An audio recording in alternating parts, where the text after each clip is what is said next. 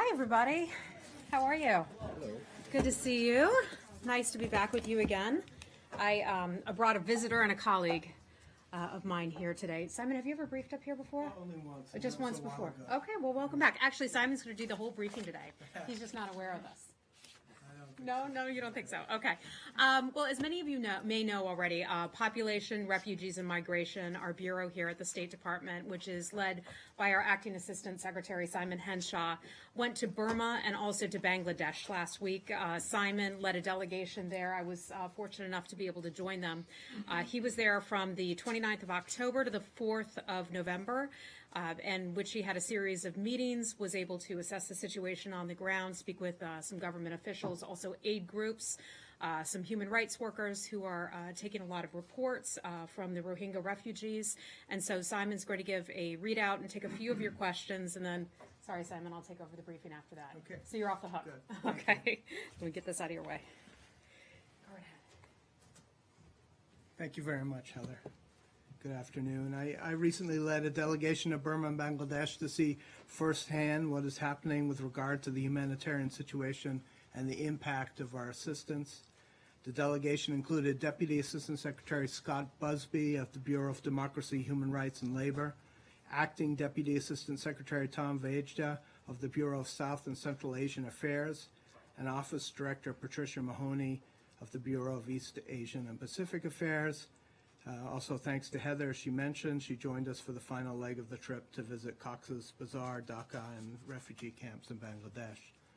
In Burma, we met with government officials and Rohingya and ethnic Rakhine community leaders, including a visit to a camp for people who have been internally displaced inside Burma. We urged the Burmese government to act to restore the rule of law, protect local populations, investigate alleged human rights abuses and violations, and to hold those responsible accountable. We welcome the government's plans for repatriation and encourage them to implement these plans as soon as possible, emphasizing the importance of creating safe conditions that would allow refugees to voluntarily return to their villages and land. We then traveled to Bangladesh, where we met with government officials, international organizations, and NGOs, and visited refugee camps near Cox's Bazar. What we saw in the camps was shocking. The scale of the refugee crisis is immense. More than 600,000 people displaced from their homes since August 25th. The conditions are tough. People are suffering. Many refugees told us through tears, accounts of seeing their villages burned, their relatives killed in front of them. It was tough to take. Some recalled being shot as they fled. Despite the trauma, many expressed a strong desire to return to their homes in Burma, provided their safety, security, and rights could be guaranteed. I want to underline our appreciation for the generosity and commitment from the government and people of Bangladesh and our humanitarian partners, including the UN High Commissioner for Refugees, the International Red Cross Red Crescent Movement, the Organization for Migration, the UN World Food Program, and the United Nations Children's Fund, who are all working together to provide emergency assistance to these individuals. But the situation requires a lot more work. The U.S. was one of the first to pledge funds to support international organizations in the crisis, and our commitment has been followed by generous contributions from other donors. However, more is needed. The U.S. remains committed to addressing the needs of those impacted by the crisis and calls on others, including in the region, to join us in our response. Be happy to take a few questions. Thank you. Yes, please. Thank you. Is what you saw enough to make a determination on whether this meets a legal definition of ethnic cleansing or or similar? That's not my job to make that determination. That will be. No, I'm not asking if you made it. Have you seen enough to make the determination? To make it. I'm not an expert. What I saw was shocking. I saw evidence of atrocities. But it doesn't rise up to the level of ethnic cleansing? That's not my call to make. The department will review this and my reports and others, and we'll make a determination. You're, I think, supposed to submit reports in September on the costs associated with admitting refugees to the United States versus housing them in third countries closer to their original country. Have you yet completed those reports? If so, when do you expect them to become public, if ever? If you haven't completed them, do you have a sense of when they're going to be out? My understanding is that work on those reports continues. I don't have a sense of when they'll be done, and I don't know whether our intention is to make them public or not. And can you give us any sense of what you found so far? No, I can't. Why not? Let's try to stick to this important issue of Burma and Rohingya. I'm sure a lot of people have questions about that. Go ahead. Have you been granted full access, or there are still parts of the region you can't go to? And the second point is, have you got some assurances on when the program to repatriate Rohingyas will be implemented? So for the first part of your question, full access has not been granted to press and international NGOs in northern Rakhine State. We urge the government to do so. And the second question was? About guarantees on the implementation of the repatriation program. The Burmese government appeared committed to start a repatriation program, but it was in the early stages, and it's very important to us that that program not only creates safe conditions so that refugees will want to return voluntarily, but also assure that refugees go back to their villages and land, that their houses be restored in areas where the villages were burned, and that political reconciliation take place. The UN High Commissioner of Refugees, as you probably know, has said that in addition to being allowed home, they should be granted full Burmese citizenship. Is that a view that the United States shares? We believe that the Annan recommendations should be implemented, and they include a path to citizenship. Simon, thanks for being here. Given your meetings with Burmese officials, is it your view, the department's view, that it's better to work with the Burmese government to find a solution to this, or do you believe that more pressure, including sanctions, are appropriate at this time? We absolutely believe that we have to work with the Burmese government to find a solution here. We support the democratic transition process in Burma and want to work with the civilian government in making sure that policies are implemented to bring about a solution. So the bill currently being considered in the Senate for more sanctions on the government, would that be an impediment then? No, we have a lot of options as we move ahead, and we'll continually evaluate the situation and decide what steps to take. Simon has to take over. Right. Thank you so much. If you have any additional questions, I can certainly take them and direct them to Simon and his team as well. You sure you don't want to stay? Thank you very much. You want to take over the rest of the briefing? Thank you. Thank you so much. On that note, I just want to express my gratitude to our entire team there at our embassy in Dhaka. That was my first experience as a State Department employee, spending time at one of our embassies.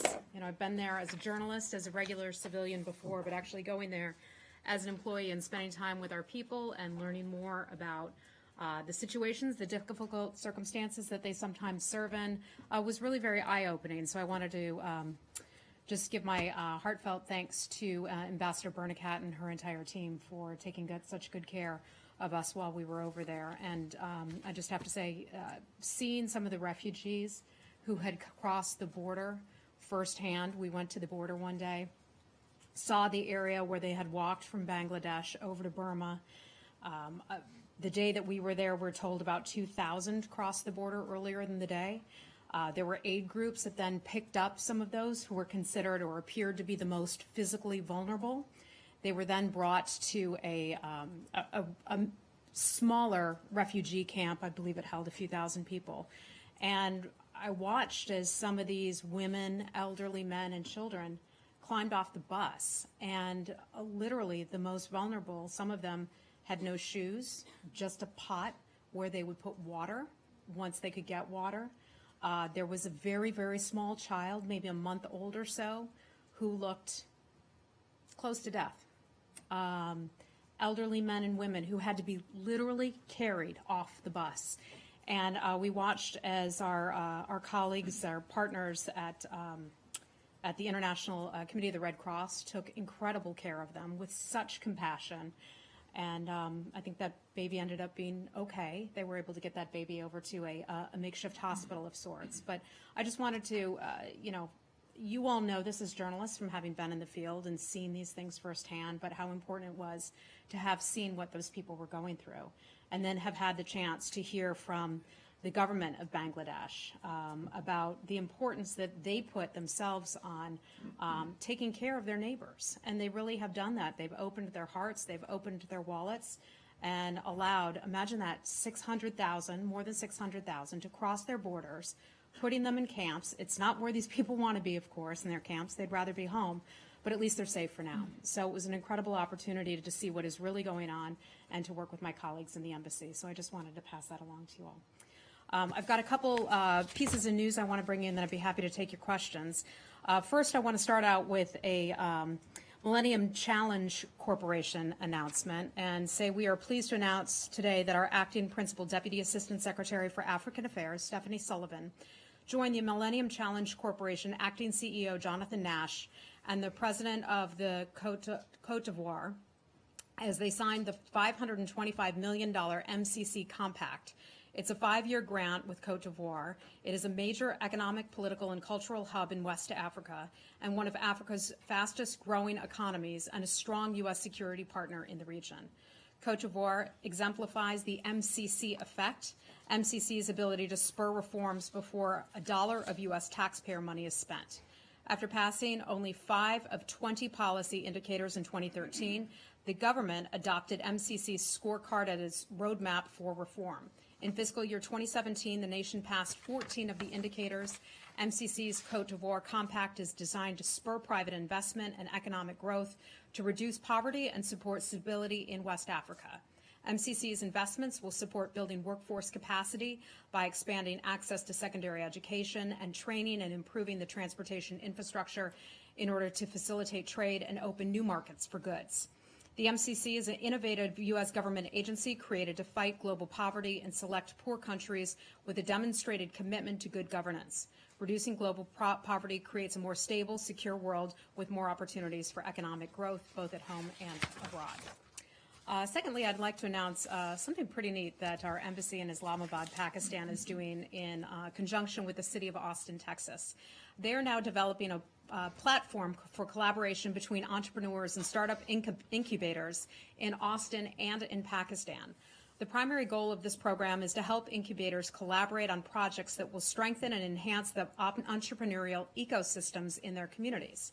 Through a series of mentoring and networking events in Austin, Texas, U.S. and Pakistani entrepreneurs pitched their ideas to U.S. investors and venture capitalists. As a result of the events, Austin-based venture capital firm 1839 Ventures committed $20 million venture capital fund to continue work with participating incubators. The $20 million venture capital fund will allow partnerships with U.S. incubators to continue to grow and provide U.S. investors and venture capitalists with a unique opportunity to expand into untapped markets for funding growth stage investment in Pakistani businesses. It's one example of how the United States is committed to working with countries to foster entrepreneurship and innovation worldwide. We're looking forward to furthering this goal at the upcoming Global Entrepreneurship Summit in India, and that takes place later this month. 2 more announcements to make, and then I will be happy to take your questions. Next, I'd like to go to Ukraine, where in eastern Ukraine, 2 water filtration plants have been subjected to shelling in recent days. It is considered especially dangerous because some shells have fallen as close to as 50 meters from chlorine gas storage tanks at the facilities. A hit on the tanks would cause a major catastrophe, gassing people at the plant, possibly even those in nearby towns, as well as disrupting the supply of clean drinking water in the area. The Minsk agreements call for a full ceasefire along the line of contact, a ceasefire that Russian-led forces have never fully respected. We call on the Russian-led forces to implement a genuine ceasefire, and especially to cease shelling around the filtration plant and withdraw heavy weapons to the agreed-upon lines. We also urge Ukraine to show restraint and to do everything within its power to implement the Minsk agreements. And finally, I like when we have visitors in the room. We have some young ladies in the back of the room today, and they're from the Girl Scouts. So I'd like to welcome the group of Ambassador Girl Scouts from McLean High School. They're in Virginia. They join us at the briefing today. They are studying public policy, and I understand you'll get a badge at the end of the day. You'll get a public policy badge for cooperating, for participating. Great. I know. For staying awake. We're staying awake. Oh, Matt, is it that boring? No, Goodness joke. gracious. Well, ladies, we're so happy to have you here. You're welcome. You're welcome anytime. Okay, so I'll go ahead and take your questions, and we'll see if we can keep Matt Lee awake today. By the way, you are a big celebrity in Bangladesh. I got lots of questions about you. I am. You are? Well, yeah. The rest of you, I'm sorry, not so sure, much. I'm sure not as big a celebrity as you are. Where would you like to start today? I would like to start in Saudi Arabia. Okay. What is your understanding of what is going on there? Has the secretary made any calls to find out what is going on there precisely? Does the State Department agree with what appears to be the president's full-throated endorsement of what's going on? Let me start with the situation over there. We continue to encourage Saudi authorities to pursue the prosecution of people they believe to have been corrupt officials. We expect them to do it in a fair and transparent manner. We call on the government of Saudi Arabia to do that.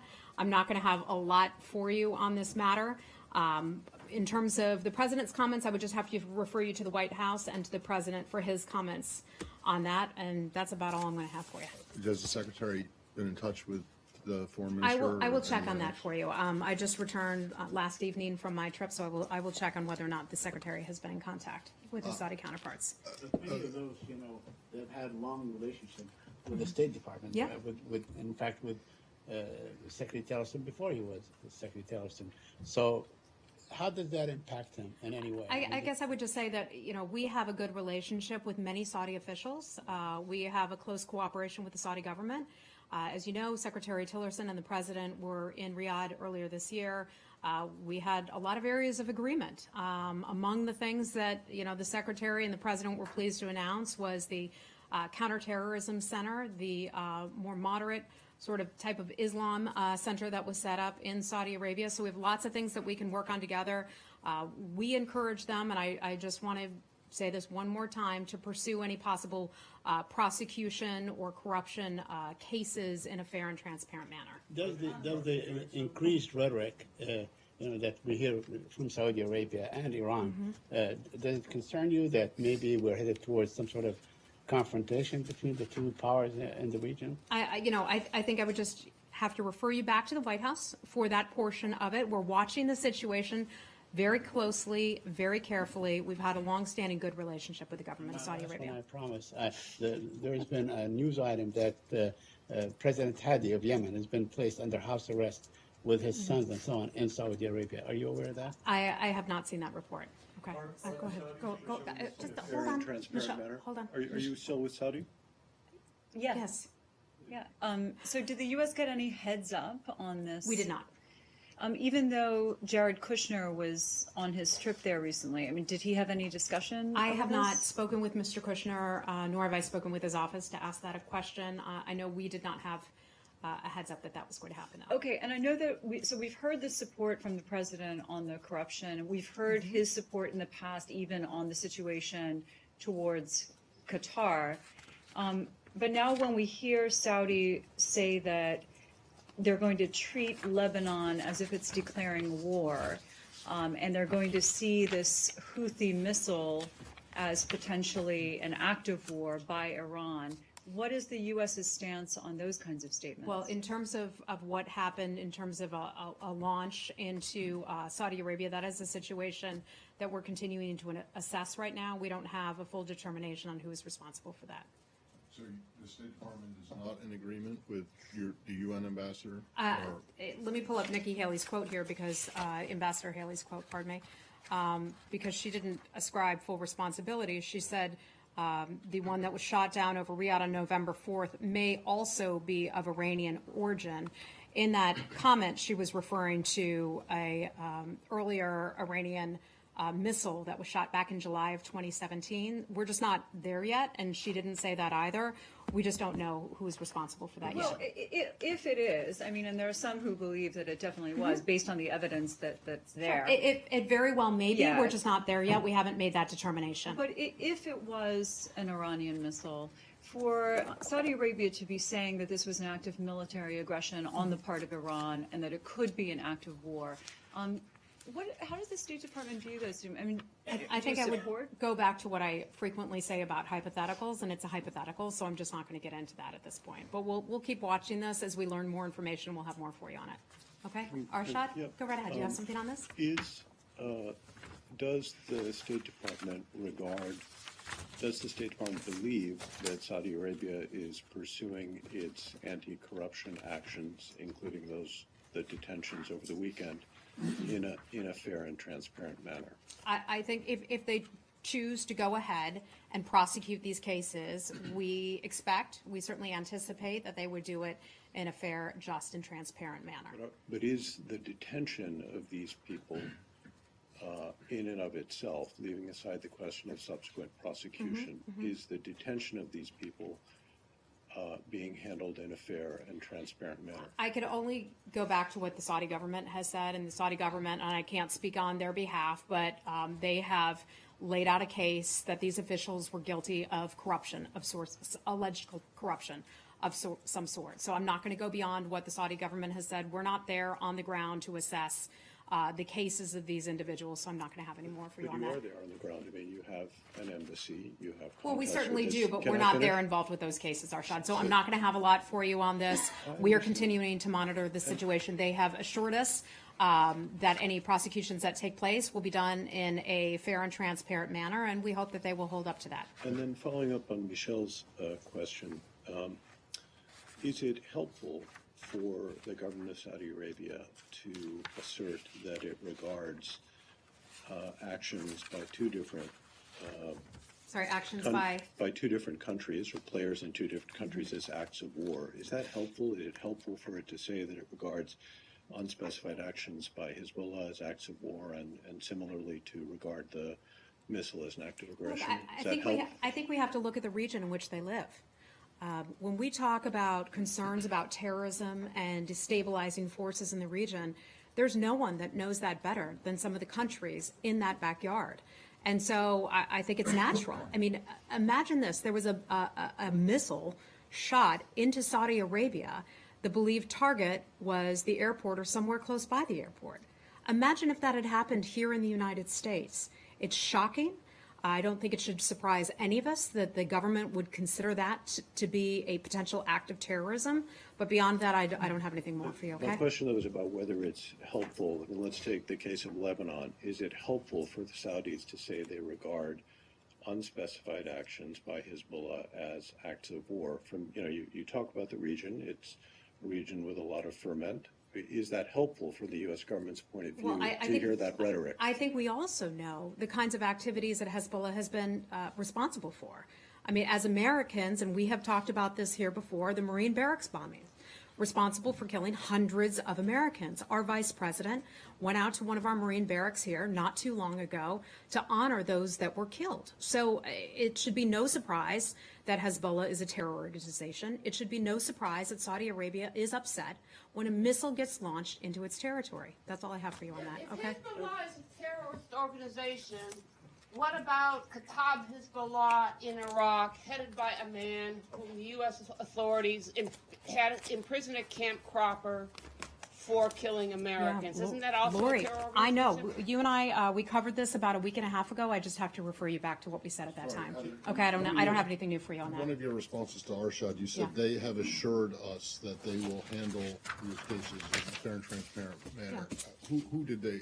When did they give you this assurance? I Who offered it? have been told, I don't know who, but I've been told that that has been their pledge. So there has been some kind of contact at a senior level. or I at don't some know. level I don't know at which level, since- but I know that there have been conversations. Since the that it's- arrests, or since the detention. I know that there have been conversations. All right. and then Conversations just- have taken And then place. just last one, do you have any thoughts at all about the rather interesting location of detention that these people are being held? I have nothing for you on that. Okay. Heather, Shall we move on?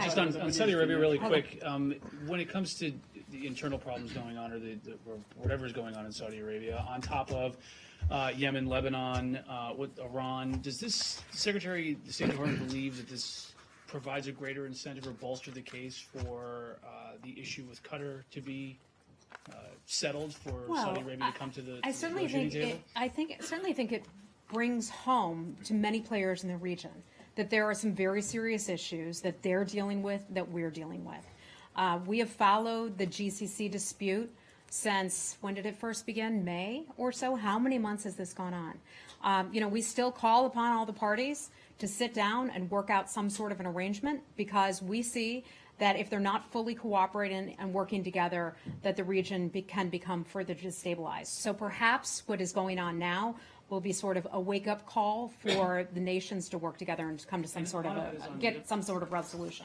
And the Secretary made it seem like it was up to Saudi Arabia to come to the table and discuss. That Qatar was a willing party and the others were not. Look, Qatar has said that it's willing to sit down and start negotiations. I don't recall where the Saudis are on this.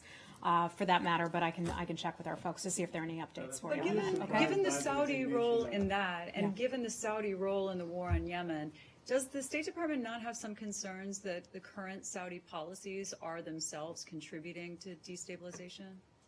I think we know exactly where the responsibility lies in the region for much of the destabilization, and we've seen the activities of Iran. We've seen the activities of Iran in Yemen. We've seen the hand of Iran in Syria. We've seen the hand of Iran elsewhere, where Iran's government, and I should be clear about saying that, because we don't take issue with the Iranian people, we take issue with the government of Tehran. Where they show up, trouble tends to follow. That sounds like full support for everything Saudi's doing. I'm not saying that. I'm just saying let's recognize the region that they are in. Let's recognize the destabilizing factors that are in that region. Would you comment on the resignation of the Lebanese Prime Minister from Riyadh? With what? Would you comment on the resignation of Saad Hariri, the Lebanese Prime Minister, and doing it from the venue in which he did, which is Riyadh, Saudi Arabia? Oh, in Riyadh, you said. Riyadh, okay. yes. Okay. Apologies. Look, we have had a good relationship with the government of Lebanon.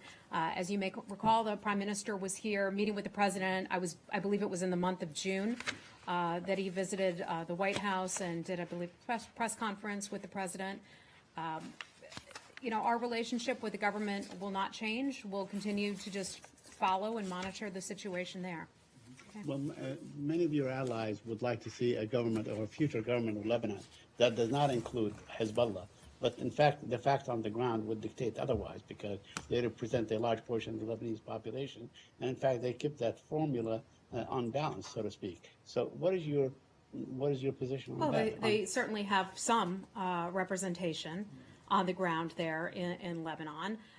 Lebanon overall is a strong partner of the United States. They have strong national state institutions in the war on terror.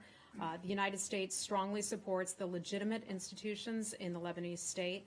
We expect all members of the international community to respect fully those institutions and the sovereignty and the political independence of Lebanon. So you would not insist on a future government of Lebanon that excludes Hezbollah? I don't. We strongly support the government of Lebanon, and we do regard, as you well know, Hezbollah to be a terror organization. Does that statement of support mean that there is no consideration, given the current uncertainty of any kind of reduction or pause in assistance to the Lebanese army? I'm not aware of any changes, but you could ask DOD if there's something more on that. Were you guys given a heads up on the resignation? I do not believe that we were. Let me double check that. Okay. All right. Shall we move on? Okay. Yes. Hariri, and actually on that question, it overlaps a bit. As you say, he was here in June. He met the secretary, he met the president. Warm words were said about it in public. He has now stepped down, apparently because Saudi Arabia felt that his government was a front for Hezbollah and Iranian influence. Do you think you've been taken into this? I'm not going to be characterized. I'm not going to characterize why this decision was made, I could refer you to him and refer you to his government to answer that question, but I'm just not going to. That he didn't give you a heads up, or the Saudis didn't You know, give you a all I heads can up? say, and I'm just checking my notes here, and to answer your question, no, we were not aware that he was going to resign beforehand. Okay, let's move on. Lori, hi, what do you want to? Believe that by supporting Prime Minister Abadi in Iraq, that is a way to contain Iranian influence in the region? I think there are numerous ways to contain Iranian influence in the region, and one of them is a step that Prime Minister Abadi has recently taken. And if you look at the relationship, there's strengthening relationship with the government of Saudi Arabia. That's a real step in the right direction. They're all Arabs there. You've seen Saudi Arabia reopen the land crossing between Iraq and Saudi Arabia that had been closed for many years. They're taking steps in a positive direction. When we were at the United Nations, the government of Saudi Arabia and others talked about helping to finance some of the big major reconstruction projects in Iraq. We just saw a report that came out, I think it was in the news earlier today, about the level of devastation in Iraq. Understandably so, because there's been the big battle fought against ISIS over the past few years. So there's going to be a lot of money that's required to rebuild Iraq, and the fact that some of those nations are willing to take that on is pretty incredible. It was just not that long ago that the United States was paying for all those big reconstruction projects. Times have really changed. We're helping out, certainly, but governments in the area are stepping up, and they're helping. Do you see the Saudis as your partner in containing Iranian influence in Iraq through things like paying for reconstruction? You know, I think we have some shared interests, and we have some shared interests in terms of terrorism and fighting terrorism and recognizing the malign influence of Iran in the region and around the world and other terror groups. We would like to see peace and stability in Iraq. We'd like to see peace and stability in Syria and elsewhere. And I think to the extent that we can work together with Saudi Arabia and with other nations, then we're better off as a result. Okay, if I can just follow up then on this stability in Iraq. The Kurdish regional government has warned about that Iraq is deploying heavy weapons, including U.S. weapons, to the front lines with Kurdish forces while the talks are continuing. And it doesn't really look like Baghdad is so interested in a peaceful settlement. What is your comment on that deployment of weapons against the... Lori, I would disagree with your assertion, first of all, okay? Last time we were here together was, I think it was a week ago today. And think about the change that has come in the past week alone, where you have had the Kurds and the Iraqi central government sitting down and actually having conversations together. It was not that long ago that they were firing weapons at one another. So the fact that they're willing to sit down and have a dialogue, something that we have been encouraging for weeks now, I think is a step in the right direction. We applaud those steps. We look forward to more conversations between them so that they can try to come to some sort of arrangement where they can adhere to the Constitution. We have had our ambassador, Ambassador Silliman. He was recently up meeting with Mr. Barzani, Netravan Barzani, in I believe it was just a few days ago up in Erbil. So I think some positive steps are being made. Okay? All right, Lori, this is not the Lori show today, okay? Some days it's the Matt Lee show, some days it's the Lori show, but let's move on, okay? Okay. Can we go to South Asia? Yes. So, there was another terrorist attack in Afghanistan on a news channel. Do you think the situation of Afghanistan is getting worse? The South Asia policy is no longer working? first I want to say the South Asia policy is new. We are optimistic that we can make some progress. I mean, think about the number of years that U.S. and coalition forces have now been in Afghanistan. Think of all the lives that were lost, the blood that has been shed, the money that has been spent in Afghanistan. We are committed to trying to find a peaceful solution to Afghanistan, but recognize that the government of Afghanistan will have to play a big part in that. Secretary Tillerson, as have our military officials, talked about how over the past 16 years, there have been 16 one-year plans. And now we see this, instead of one-year plans, changing every single year as being a solid, fortified plan to push forward in the future. So we're optimistic about that. Now, you ask about today's attack in Kabul. For those of you who are not aware of it, it was an attack on a television station that was called Shamshad. It took place in Kabul. We believe a couple of its employees were killed there. This is not the first time that journalists have been attacked in Kabul. Folks, as reporters yourselves, as a former reporter myself, We deplore any acts of violence on the media. I know some like to get snarky in here and talk about, not in this room, but in the press, the Washington Post in particular, about my support for the work that you do, my support for the First Amendment, the support that we put out for journalists across the world who are doing difficult jobs under very difficult conditions. We are so lucky here in the United States that reporters, by and large, do not face death threats, that you can write whatever you want to write, even though the government may not like it. But that is not the case in many parts of the world. And we've seen that here in Afghanistan once again. Remember, we saw a woman in Turkey whose throat was slashed. She had been a reporter in Syria.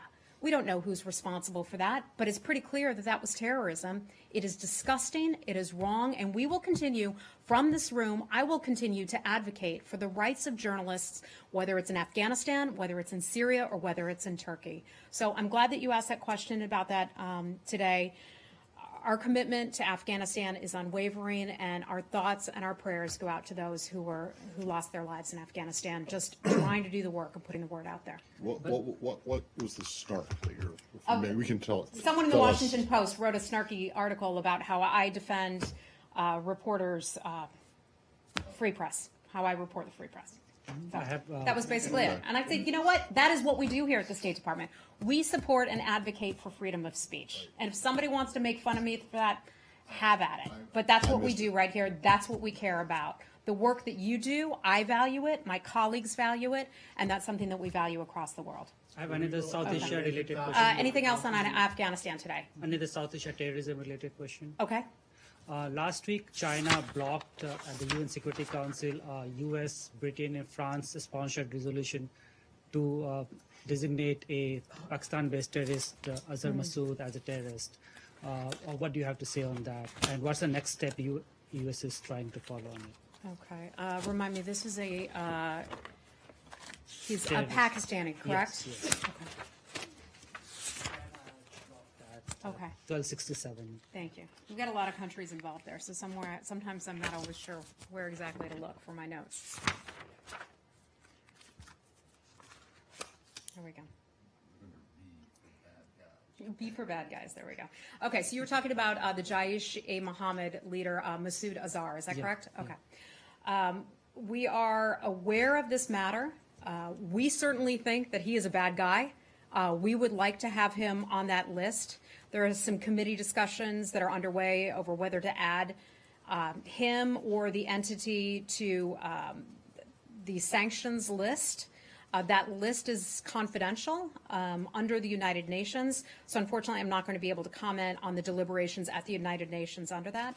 I'd have to refer you to the Chinese government to explain why they voted the way they did, but we certainly think that this guy is a bad guy. We consider the organization to be a foreign terrorist organization under U.S. law. Thank you. Yeah. Really quick. Sure. So the administration's decision to end protections for Nicaraguans in the country and extend those to those from Honduras. How much of a role did the State Department play in this, and why end protections for one, extend for another? Okay. So a lot of this is under Department of Homeland Security. The State Department does have play an interagency role in this matter. So the State Department and other agencies all work together, but this is largely a Department of Homeland Security program. I can tell you that our Acting Assistant Secretary, Elaine Duke, announced on November the 6th, that was yesterday, right? Acting Secretary. Acting, thank you. No, Acting Secretary, not Assistant Secretary. I'm used to saying Assistant Secretary, so pardon me. Thank you. She had announced yesterday her decision to terminate the temporary protective status designation for Nicaragua. People from Nicaragua here in the United States have a year to be able to work out their situation. She concluded that additional time is necessary to assess the country of Honduras. So I'd have to refer you to her office as to why that determination was made. You know, overall, I can tell you, you know, the name itself explains a lot of it. Temporary protected status. This was put in place 20-some years ago as a result of some natural occurrences that took place in Nicaragua and Honduras and other places, flooding, hurricanes, that type of thing. So I believe the government looked at the situation there on the ground and assessed assess that it is no longer unsafe in that way and that people should be allowed to head back home. So beyond that, I just have to refer you to the acting secretary's office And for just that. really quickly, is this the type of situation that Secretary Tillerson himself participates in? Does this rise to the secretary's level? I'm not sure. I'm not sure. But beyond that, just in terms of the interagency stuff, I'm just not going to be able to comment on some of those deliberations. Okay. Can I ask a Yeah, follow-up go on ahead. that? Just, so I know you may not be able to answer this, but was the acting secretary's determination consistent with what the State Department recommended? I don't know. I don't know the answer to that. I'm sorry. Okay. Syed, It's an Israeli. let me call on some other people, okay? Okay, because it's not the Syed show either. Come on, I like you. All right, we'll do it. Let's Okay, go. What do really you want? very quickly. Last week, the Israelis denied entry to a Palestinian American Yes. who works with the Amnesty International under the pretext that he is he does advocacy against it. Are you concerned that Israel may be using two different scales in terms of treating Americans? Should they treat all Americans the same when they enter into the country? We've certainly seen that report about the Amnesty International person who was stopped at a crossing last week. We are always concerned about the safety and security of Americans. My understanding is that he is a U.S. citizen. Beyond that, I just have to refer you to the government of Israel for any information. But you would expect Israel to treat all Americans the same way, right? Would I expect? I would expect Israel to treat all Americans American in travelers the same accordance with the law. Certainly. Okay. All right. On climate and Paris Oh, climate time. Agreement. Okay. Government of France said today they have invited 100 head of states and governments to their conference summit in December in Paris, but not President Trump. Okay. I'm not And aware the of that. same day we learned that even Syria is to join the Paris Agreement. So do you think that United States and the President should be present at such an event? And don't you fear that America is more and more alone on this topic? Well, first of all, I find it ironic that the government of Syria, okay, would say that it wants to be involved and that it cares so much in climate and things like CO2 gases. If the government of Syria cared so much about what was put in the air, then it wouldn't be gassing its own people. As some of you may know, our Undersecretary for Political Affairs, Tom Shannon, will be joining a meeting later this month in Bonn, Germany, in which we will, right, in Bonn? Is it this week? Okay, sorry, I'm off on my dates a little bit, but he'll be joining that meeting representing the U.S. delegation in Bonn. And, pardon me? Next week. Okay. So I'm not totally crazy on my time. That is the Conference of Parties, the COP23 at the UN Framework Convention on Climate Change, and Undersecretary Tom Shannon is leading the U.S. delegation on that. In terms of our overall position on the Paris Agreement, as you may well know, nothing has changed in our position. We will still follow the President's decision on that matter. The United States looks at that, and we intend to withdraw from the Paris Agreement as soon as we're eligible to do so, unless the President, and he's been very clear about saying this, unless he's able to identify terms of engagement that he feels are more favorable to American businesses, workers, and taxpayers. Do you know, is that something that Undersecretary Shannon is going to be exploring while he is leading the U.S. delegation? I don't know. I haven't asked him. I saw him. He was in Bangladesh. We spent a little time together there, but we did not talk about this issue. I can certainly see if I have something on that. It's because he's leading the U.S. delegation, so this is a State Department delegation, essentially. I mean, are there other agencies represented? I'm not sure. I'll find out. Because I'm just curious, because not only did the Syrians say that they would join, and whether or not you think it's ironic or I mean, seriously, come ridiculous, on. Syria whatever. joining, Syria really Well, cares? it is another indication of America first being America alone, is it not? No, Matt. No. You had a vote I mean, in the UN if you want to put in some kind of moral equivalency between between Syria and the United It's States, not a that's okay. just frankly laughable, No. and I'm not even going to go there. It's not that it's Syria that happened to be the last country other than the U.S. to join it. It could have been any country. Mm-hmm. The fact of the matter is, you're the only country that's not in it anymore. Look, the president has said that he's going to assess this situation. Okay. If we could get a more favorable deal for American businesses, American workers, and taxpayers, then we will look at that. But we continue to go forward with the plan of pulling out of the Paris Accords. But there are other accords that we may still remain in.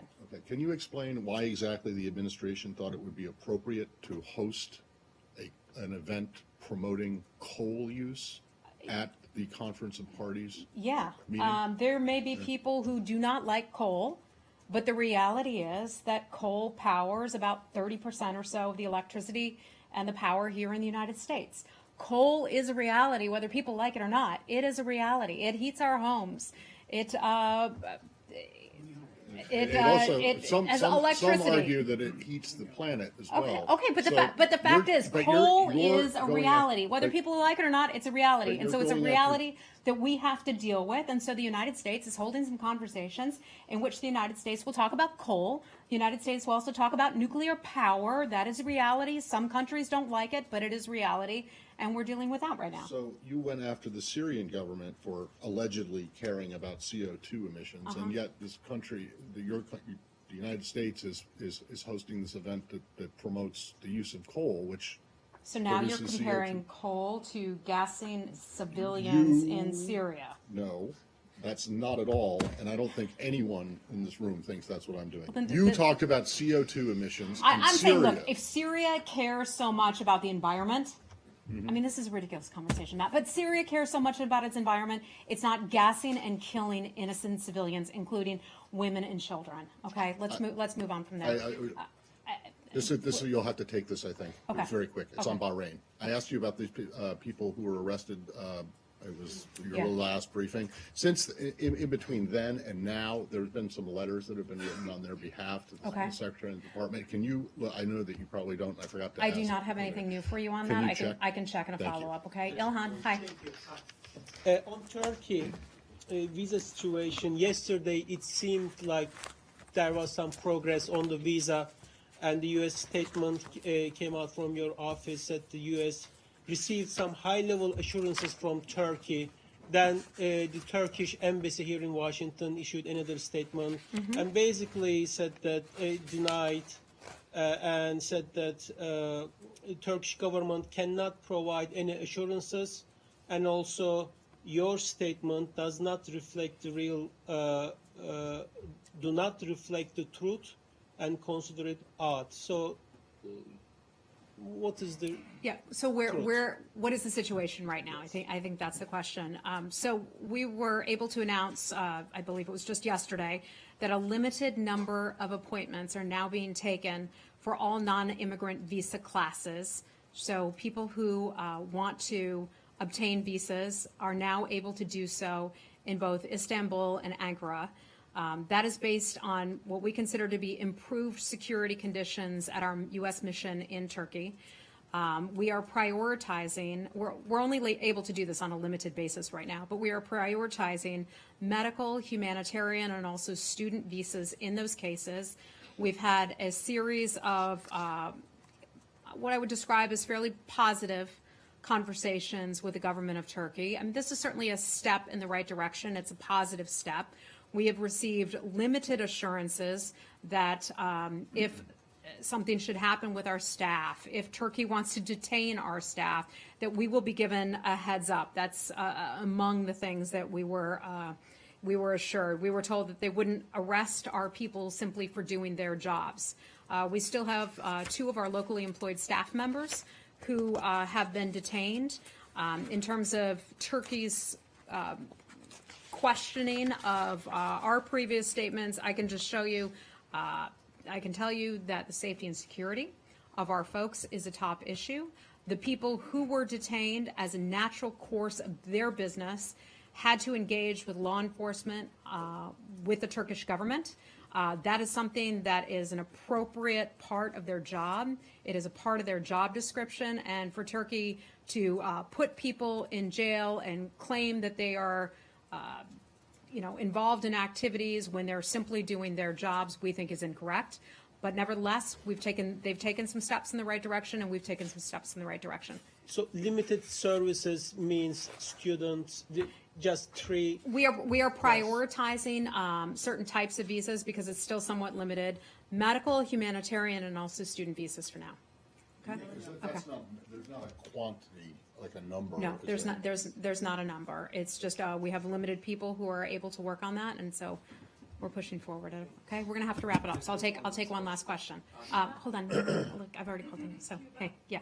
Okay. Last week, Cuban foreign minister just held a press conference here in Washington and claiming that there was not at all any attacks just in the U.S. embassy in Havana. So what is your response to that? I don't have his comments directly in front of me, so I hesitate to comment on something that I have not seen myself. I'm sorry. Okay, go ahead.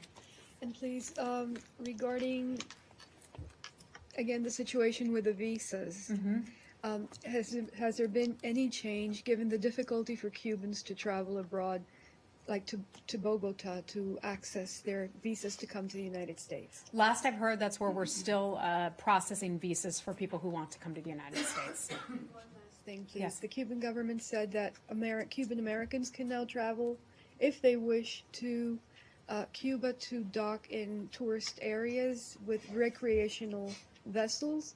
How does the State Department see this? I'm not aware of that, so I'm sorry I don't have an answer for you on that. Okay? Thanks, guys. We're going to go. Okay, yeah.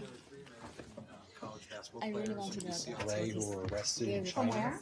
From UCLA who were arrested in China. Have you confirmed that? Have you been in touch with Chinese authorities? I'm not aware of that. Did that just happen? It Did that happened, I just think, occur? overnight then, today. Okay. I don't have any information on that, but I can look into it for you. Thanks. Thanks, everybody.